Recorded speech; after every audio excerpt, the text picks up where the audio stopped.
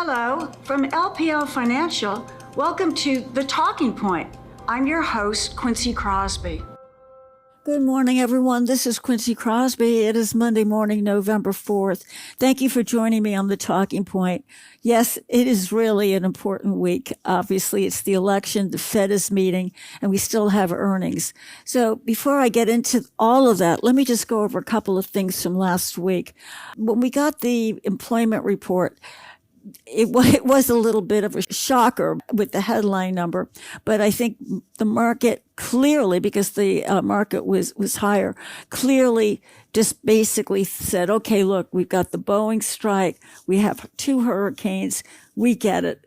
It's okay. But I do want to point out that the unemployment rate did stay at 4.1%, which is something that many were looking for, because again, you don't want to see that unemployment rate rising. It's staying at 4.1%. It's interesting too, wages a little bit higher, and in the employment cost index, it's the ECI. It's something that the Fed watches. We did see wages climb a bit higher. This is important because many of the surveys that we see, many of the folks that are answering the questions say, look, prices are still higher. I got to see my wages go up as well. But they're not galloping higher. So that's good news. But they are edging higher, which obviously is good for, yes, consumer spending. And last week we saw from a number of the reports that came out, consumer spending is doing quite well. And now what you have is not only the labor market still resilient, consumer spending up, you also have gasoline prices coming down across the country, which really should help lower wage earners. This is an important aspect. You know, if people have to drive to work from long distances, having gasoline prices down obviously is extremely helpful, and they are coming down. That said, OPEC and OPEC Plus made a decision over the weekend, and that is not to increase production. And the reason is that oil prices are down. So that, you know, the old saying, you don't want to go in there and add more oil. You simply don't want to do that because you want the price to climb higher. So that announcement came out. But again, the gasoline prices around the country coming down, good news for workers. All of that said, I also want to add here something that came out last week. We follow the ISM reports. This is the Institute for Supply Management. It's the purchasing managers' reports. They're very important, and over time, there's a pattern that the S&P 500 tends to follow what these reports say, in that you need to have, for the S&P 500, you need to have a solid underpinning, an economic underpinning. It doesn't mean that it creates the corporate earnings, but it provides an environment for companies to sell their products. We also always talk about that GDP is not the S&P 500, because GDP looks backwards, right? And the S&P 500 looks ahead. But still, when you're in a bull market, we talk about this all the time. Bull markets don't die of old age. They die of, usually, a recession hits. So again, I want to point out why we pay attention to the Institute for Supply Management reports. Remember, there's one for the service sector, which will come out this week, by the way, and there's one for manufacturing, and that came out last week. You know, manufacturing, trying to bottom, trying to start coming into expansion territory. But what we saw last week, we saw the prices paid, prices being charged higher. And I want to point that out because it is something that the Federal Reserve pays very close attention to. Last week, we also had the Personal Consumption Expenditures Index, which is the Fed's preferred view of inflation. It's the PCE. And as I mentioned last week, it differs from the Consumer Price Index, the CPI, because the information comes from companies as opposed to the CPI, which is, consumer surveys. So one thing we saw from the PCE, we saw overall prices coming down except for core PCE year over year. That was at 2.7%.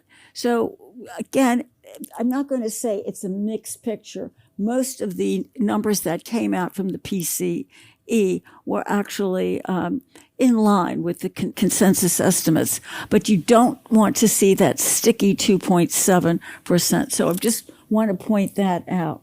Also, last week, we had the first read of GDP. This is for the third quarter, and it came in at 2.8%. Initially, we thought it could be above 3%, but it came down for a couple of reasons I won't go into on this call. But still, absolutely solid. 2.8% is resilient, it's solid. So what we have overall, basically, you've got consumers have jobs. And I do want to point out in terms of the jobs, we're not seeing people jump to new jobs as much as we did. Part of the reason is that, people jump for new jobs typically, not 100%, but to get more money. And that is not the case as easily as it was, for example, a year ago when companies were desperate for workers. But they are getting a little bit more in wages. That's good news. We're seeing consumer spending resilient, the labor market resilient, and the economic backdrop resilient. But we're keeping our eye this week when we see the service sector. Remember, that's the largest part of our economy. We will be watching, as we always do, for new orders, hiring expectations, and the prices. Because after all, when all is said and done, that's what inflation is all about, right? Higher inflation comes from higher prices. And that's why these reports are so important for economists and, again, the Federal Reserve.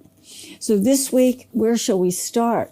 Let's go with the Fed first, okay, and then we'll get to the election. So the Fed has its meeting. The market is expecting 25 basis points. And now the market is really focused on, tell us what you think about the beginning of the new year. So we might get a hint from the press conference. So the market's going to be very much focused on that. And to be sure, there will be reporters, there's no doubt in my mind, who will ask Chairman Powell what he thinks, not about the election, because they don't want to get into the politics in that sense, but what about tariffs? What about the deficit? What about the fact that neither candidate talked about the deficit? I think it's the only thing that they agreed on, that they were never going to talk about the deficit. But, it's a reality, and we know why it's important for the Fed, because they don't want to see the deficit growing much more. And nobody is talking about what needs to be done to cut the deficit. So all of this is important, and the market is paying very close attention. In terms of the election, we'll keep our eye actually on the U.S. dollar, because right now, this is the narrative, if you will, is if Kamala Harris gets into the White House, the expectations are that the dollar will not climb that much. If President Trump wins the White House, the expectations is the dollar will climb higher. So we're watching that and the implications for that. The implications are even for emerging markets. Just to give you an example, there's a kind of a risk off right now with emerging markets, because obviously there's tremendous concern in terms of trade and in terms of tariffs. So the expectations are in emerging markets right now, it's basically a bit of risk off, watching to see what happens. Also, there's another element here, and that is we normally talk about a gridlock. When you have one party in the White House, the market tends to like, the Congress made up of two parties. So we're going to see if that happens, because the reason also is both candidates were out on the campaign trails, offering all kinds of benefits, more, and just basically more money out there. And look, we've got to do something with the deficit. And so it becomes important, if you do have a gridlock scenario, that perhaps it would be a little bit more difficult to actually go out and realize all of the things that you promised on the campaign trail. And this goes for both parties, by the way. So it's going to be extremely interesting. The question obviously is going to be, are we going to know who's in the White House this week? Are we going to know the makeup of Congress? It could go on for a bit longer, as we all know. But we'll keep our eye on the dollar. Again, I want to point this out. There's been a trade that suggested if the U.S. dollar rises between now and Election Day, it's indicative of a Trump victory. If the dollar pulls back a bit, it is indicative that the currency market sees the Democrats taking the White House. So we're going to keep our eye on that as perhaps, and the reason I'm mentioning it is that it's so tight right now. Everyone who works in the market is just looking for any indication to give a sense at all of which party has the lead. And if it does have the lead, it's, by the way, it's very, very slight, extremely slight, and it can change over the next couple of days. And just again, to repeat, a weaker dollar tends to be better for emerging markets. And quite a bit of that has to do with they have debt that's dollar denominated. They could pay that off with a service of debt with a weaker dollar. But also, a weaker dollar tends to benefit global financial conditions, whereas a stronger dollar tends to tighten global conditions. So we're keeping our eye on all of that. And the other part of it is that the emerging markets are worried about trade relations and tariffs. So that's another concern that emerging markets have and investors in emerging markets have. So all of this, is factoring into how we analyze ultimately what happens with the election. Generally, in terms of the earnings, I do want to go over this. We've had megatech and it's been mixed. There's no doubt about that. It's been mixed. It has been, for example, the market did not care for what Microsoft had to say, didn't care for hearing about, that companies are going to be spending a lot more money, on AI versus those companies that are integrating AI into their operating processes. But the fact is, and this coming out of the week last week with the earnings, it is interesting now a debate on if the companies are coming out and saying, look, we're going to spend a lot more. We're going to spend a lot more. Obviously, the market doesn't like it. It just says, why are you spending all of this and not telling us how it's going to unfold? But the broader narrative in the market, the much broader narrative in the market, is that ultimately, remember the word ultimately, down the road, we will see how AI is becoming an important part of the tech companies' infrastructure. So this is very important. And remember, also, every time they talk about that they are spending more and expect to spend more, what the market does, it takes a look at the companies that provide that infrastructure. Primary one, yes, happens to be NVIDIA, but there are others that are also involved in the so-called AI, generative AI infrastructure. So what you're looking at is an ecosystem, essentially, if you want to look at it that way. So this week we also have earnings, just about, I think, 100 more companies, but I don't even know if anyone's going to be able to talk about it with the Fed meeting and analyzing the election. In any case, we'll be back next week, maybe with a sense of where we're headed in terms of who's in the White House and who's in Congress. That's going to be extremely interesting. Have a very good week and take good care. Thanks so much. This material was prepared by LPL Financial. It's for general information only and is not intended to provide specific advice or recommendations for any individual. There is no assurance that the views or strategies discussed are suitable for all investors or will yield positive outcomes. Investing involves risks, including possible loss of principal. Any economic forecast set forth in the podcast may not develop as predicted and are subject to change. References to markets, asset classes, and sectors are or generally regarding the corresponding market index. All indexes are unmanaged and cannot be invested into directly. Index performance is not indicative of the performance of any investment and do not reflect fees, expenses, or sales charges. All performance reference is historical